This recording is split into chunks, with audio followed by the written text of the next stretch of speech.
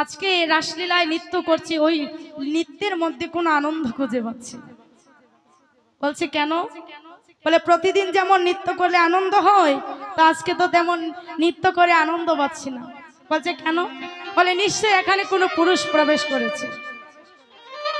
তখন গোবিন্দ বলেন ঠিক আছে তোমরা সবাই দাঁড়াও।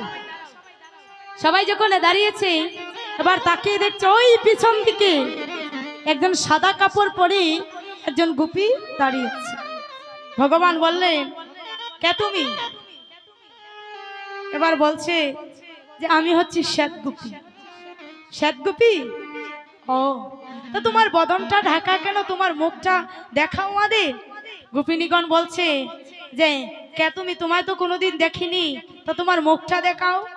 বলে না না, আমার মুখ আমি দেখাই। এবার যখন ঘুমটা দিয়ে আছে মা, ঘুমটা তুলছে না।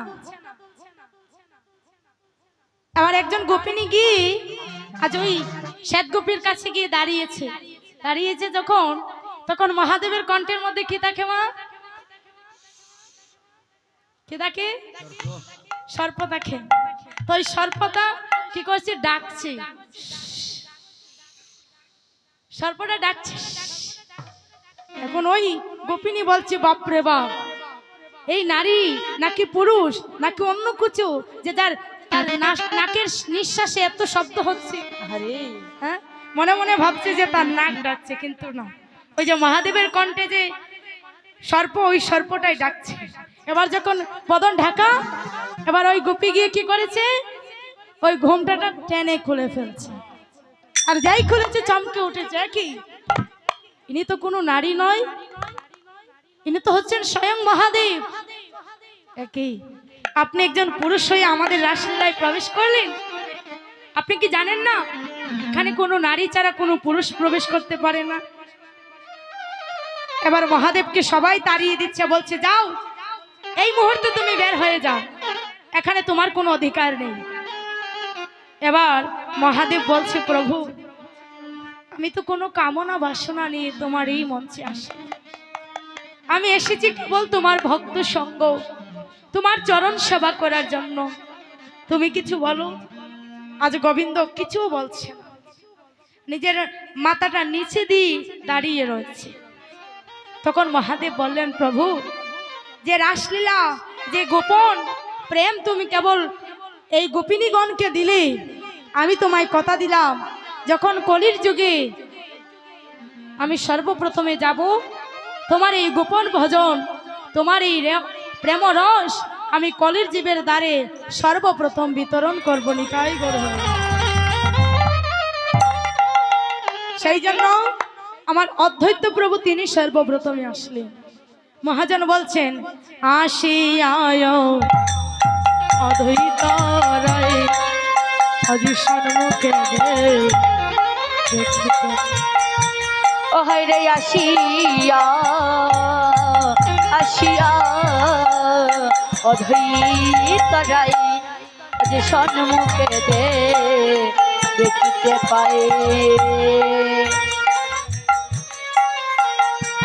আসিয়ায় দৈত্যরায় সম্মুখে দেখিতে পায়।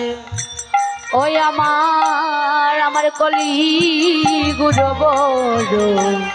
বড় অন্ধকার, কলির গুরু বড় অন্ধকার, আমার কলি গুরু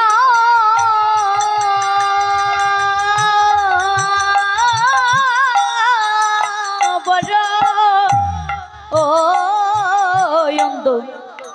অন্ধকার রে আমার কলি গুরু বড় অন্ধকার। নাহি হরি ভক্তির হরে মায়া মুগ্ধ সর্বদে, হরে নাই হরি ভক্তিলে মায়া মুগ্ধ সর্বদে। আজি অদ্বৈত ভাবে যে উপায়। আদি আত্মাজ বলে কি হবে উপায়। বাবা আজ অদ্বৈত প্রভু এসে তিনি ভাবছে যে এই কলির জীবের এমন দুঃখ দুর্দশা যে কি করলে এই কলির জীব উদ্ধার